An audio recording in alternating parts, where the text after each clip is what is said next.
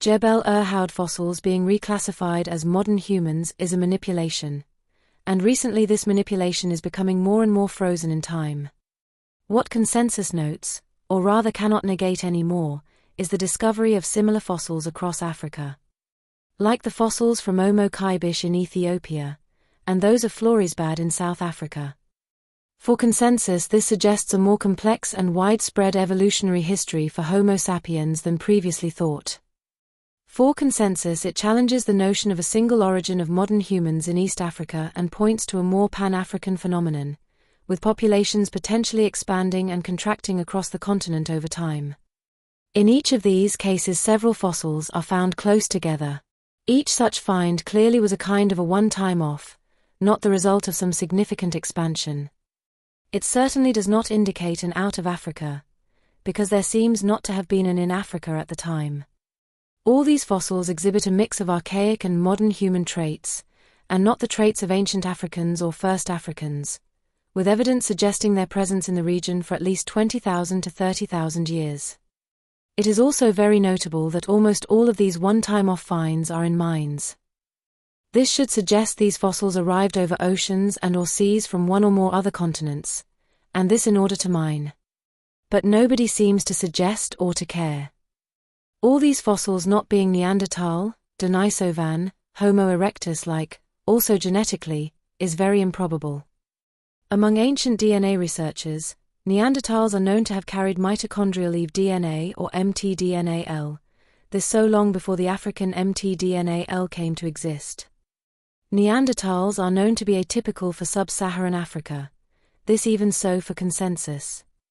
The general public could have forgotten that by far the majority of such fossils were found in Java, Indonesia, as well as in other parts of the world, particularly in Asia. This clearly makes sense, because this is where the highest concentration of archaic DNA today is found amongst modern humans. Technically, or rather genetically, there is no difference between Neanderthal and Denisovans, and not even between them and modern humans, and after all that is exactly why these three are called sister groups. Supposedly no DNA of Homo erectus was ever sequenced, but morphologically they fit the above three sister groups, and consequently are so-called modern humans. All sister groups are associated with haplotype B006, and haplotype B006 is the first in line in the haplotype-tree, directly after the ancestor of all humans. Further and very importantly, haplotype B006 is genetically very similar to the ancestor of all sister groups, as well as of all humans, and clearly is human, although a slightly less mutated one. This first line, haplotype B006, differed from the ancestral haplotype by only 4 new, derived, alleles. It is noteworthy that his first line, haplotype B006, has its highest frequency by far in the Americas, and amongst 5 continents the second least in Africa. As was to be expected, the frequencies across the continents are in line with all ancestral markers. An allele is a specific version of a gene or DNA sequence. Humans are diploid, meaning we have 2 copies of each chromosome and therefore 2 alleles for most genes. The majority of these variations are single nucleotide polymorphisms, SNPs, where a single base pair differs, and small insertions or deletions, indels. Studies using whole genome sequencing have identified millions of these variations in the human population. For example, one study found over 275 million previously unreported variants. Consequently, the difference between the sister groups and their direct ancestors is not even a fraction of the 1% that makes us individuals different. So do not expect us to have directly descended from a chimpanzee, or any other animal for that matter. Certainly not so at all in the last 600,000 years. Expect any of the sister groups to have descended from a human. That would make us humans at least 600,000 years old.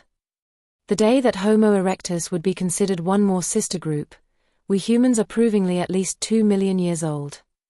That gave us plenty of time for us to have exhausted our key resources on the continent we were actually living on, and go or send hybrids or specialized classes to mine in other continents, obviously initially on the periphery of that continent, possibly extended by rivers inland. Even if you would only superficially check, that is what you would see across all continents, and this even significantly more so as in the case of Africa. Proof against out of Africa, and against Jebel-Irhoud being modern humans. In other words, mitochondrial-Eve DNA or mtDNA-L being carried by the Neanderthals is a clear proof against out of Africa, and against Jebel-Irhoud or any of the similar fossils being modern humans instead of Neanderthals, or any of the above-mentioned sister groups. This is simply so because mitochondrial-Eve DNA, the supposed African Eve DNA, was carried by at least one of the archaic sister groups long before, possibly and probably over 500,000 years before it was carried by Africans. The also supposed Adam DNA is a quite similar case. Genetic Adam, or the Y chromosomal most recent common ancestor, YMRCA, is the male ancestor from whom all living men are descended. Scientists estimate he lived in Africa roughly 236,000 years ago, according to Wikipedia.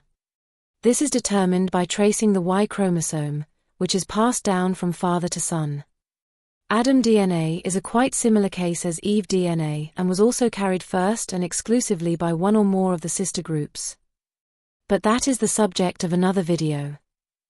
So the evidence against out of Africa, and against Jebel-Irhoud fossils being modern humans, is confirmed already by only considering the only two sex-related DNA types. In fact, sex-specific inheritance patterns. The much larger and much more important whole genome DNA, systematically neglected by consensus, this for obvious reasons, is further evidence against out of Africa, as well as against Jebel-Irhoud fossils being modern humans.